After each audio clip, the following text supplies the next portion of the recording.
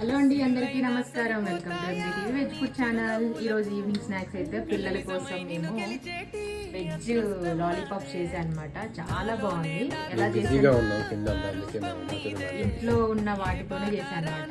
Hello అండి, అందరికీ నమస్కారం. Welcome to MBTV veg food channel. ఈరోజు ఈవినింగ్ స్నాక్స్ అయితే పిల్లల కోసం మేము వెజ్ లాలీపాప్ చేశాను అనమాట. చాలా బాగుంది. ఎలా చేసాను,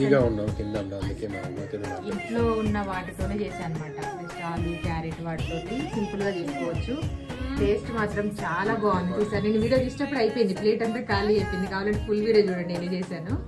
టేస్ట్ మాత్రం అదిరిపోయింది. రెగ్యులర్ గా కాకపోయినా ఎప్పుడైనా అప్పుడప్పుడు ఇలా స్పెషల్ గా చేసుకోవాలంటే ట్రై చేయొచ్చు.